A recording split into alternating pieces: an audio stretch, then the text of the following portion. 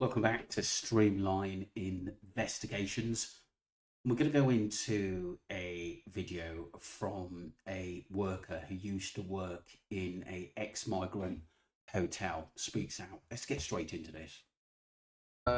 So these hotels, they pay £2 million each year to house the immigrants. There is 170 houses in the Brick Hotel, all males from all different places.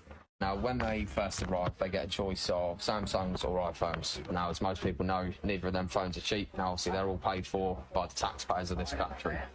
They get £70 cash every week into their pocket, as well as all their meals, washing, rooms cleaned for them by the staff each day. There was events where a knife was found in a room under a pillow during cleaning time from housekeeping team. Now, the knife that was found was from our own kitchen at the Norwich Hotel. They get NHS visits, dentists twice a week. Now, as everyone knows, you can't get a dentist appointment or a doctor's appointment. It's just impossible. They got a choice of food, so they'd have 3 options each night, each lunchtime, each morning. There was a young lad, he didn't like what was on offer, so he assaulted a member of security just because he didn't like the food he was offered. It's not racist, it's right. It's as simple as that, and that's as far as it goes. And people need to stand up and actually start back in their own country, because if not, it is going to get taken over, and your kids and your wives, they won't be safe to walk down the road, they won't be safe to walk home from work. So, yeah, everyone stand up and actually get a backbone. I think this young lad made some really good points there. I think the problem is that basically we've had a 12-year-old, which was basically RAPED,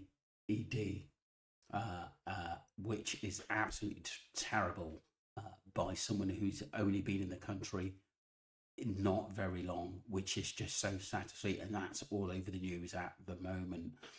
This is becoming a big problem given phones. And what the biggest concern, and one of the biggest concern is, I think, is definitely integration. At the end of the day, do they want to integrate? Do they want to learn English? Do they want to basically get on with other people at the end of the day that were born and living here? That is the biggest problem.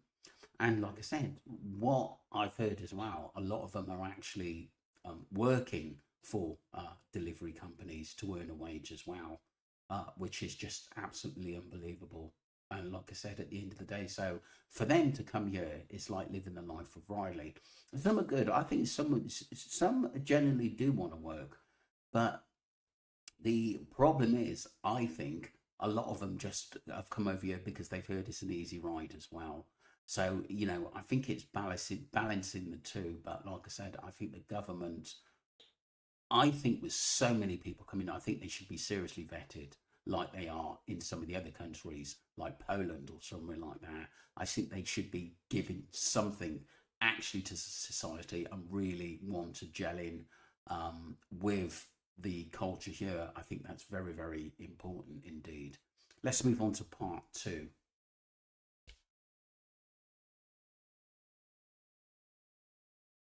Welcome back to part 2. We hear from Adam, who was a manager in a migrant hotel for around about 2 years.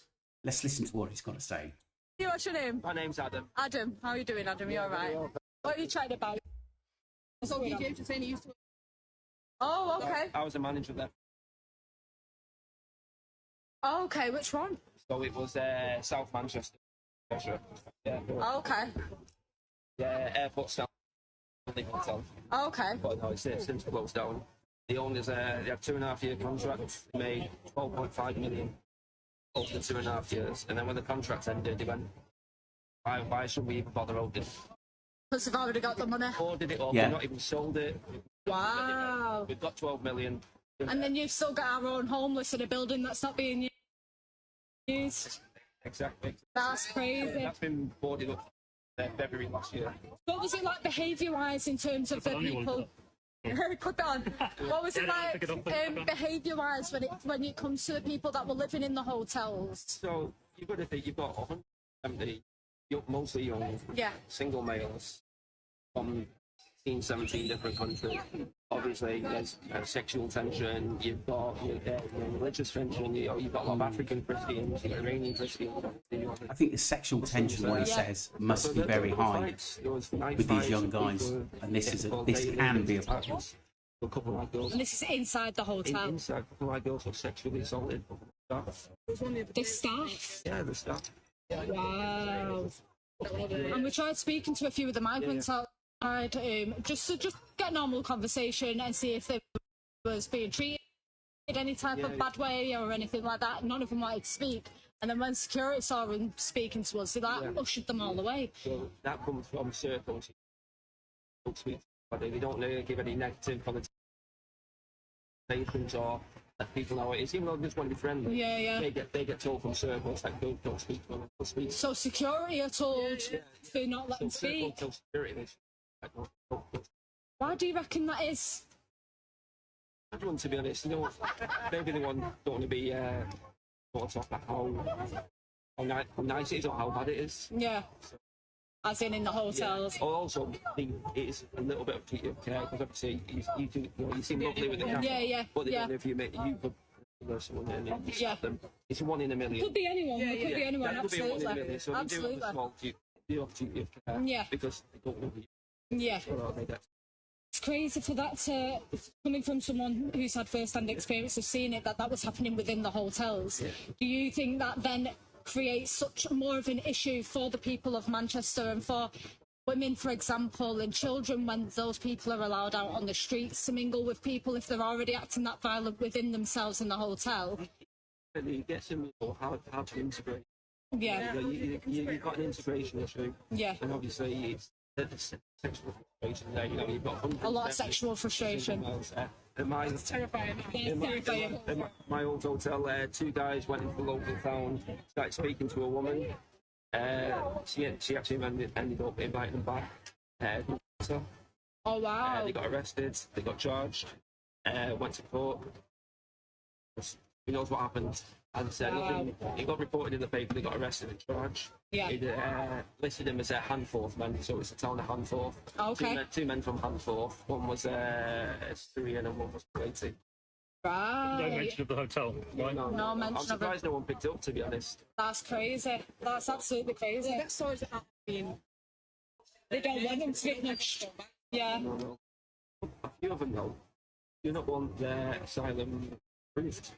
There's a few, especially from the rich countries, so say like Yemen, the UAE, Kuwait, etc. You see it as 12 months, all inclusive, all paid for holiday.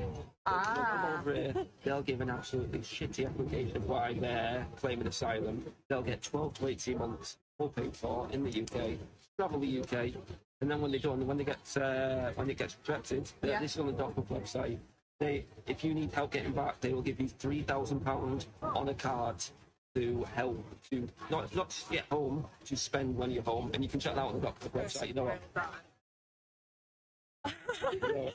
Just a shock on my face for a second there. That's wild. Help to return if you're a migrant in the UK. This is .gov website there. Blah, blah, blah, blah. Who can get final reports?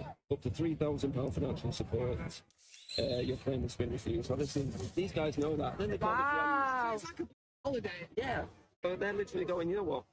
You're in the UK, they don't really want to move here, they've got family over there, come over here for a year, go to the UK, oh my assignments were rejected, oh no, yeah, I'll take three. Yeah, it's £3,000 and go back. I'll take £3,000 and go home. Wow. Yeah, that's crazy. That's crazy. What? We have a lot of our guys, why are you claiming asylum? I say, I'm gay. Easy one, yeah. What you got to do, prove it. You'd have three mates come together and say, oh, we're all gay, but we're not gay with each other, we're all friends, but we're all gay. What you got to go prove it. Yeah. So is it well, I mean, you said before it's 170 men was in the one that you was in? Yeah, and let's just clarify, you was working there. You was...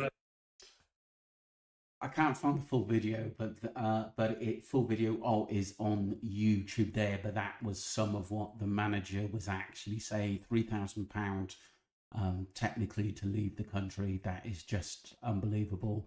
I suppose in some countries that could be like nearly 9 months to a year if you're careful with that money as well. That's quite a bit of money.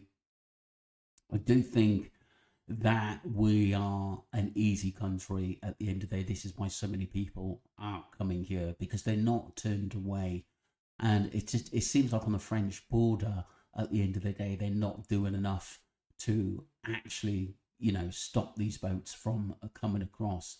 And isn't it like 2 to 500 a day at the end of the day, or every couple of days or something? That is a hell of a lot, to be honest with you, and it's costing the taxpayers. I look at this is, are they integrating?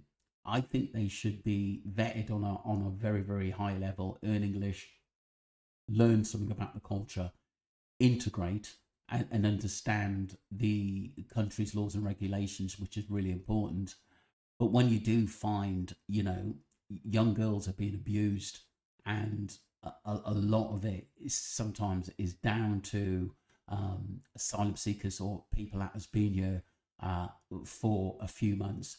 It's very, very, very alarming, and I think people that are born here or have lived here a long time are very, very worried in what the next months to think. I do think we're on the brink of something big happening at the end of the day, maybe civil war or something like that. But let's hope basically the marches help this out. Yes, I are up for people to come across to giving something to this society. But when they're young men who can fight up wars or help build their own country up, there's something seriously, seriously wrong. I just think we're an easy touch, and I think the government needs to tighten up on that. Let me know what you think, people. Don't forget to subscribe to Streamline Entertainment. But I think this is becoming more serious by the day, especially when it's basically concerning our young children. Don't forget to subscribe to Streamline Investigations and also Streamline Investigations. Thank you.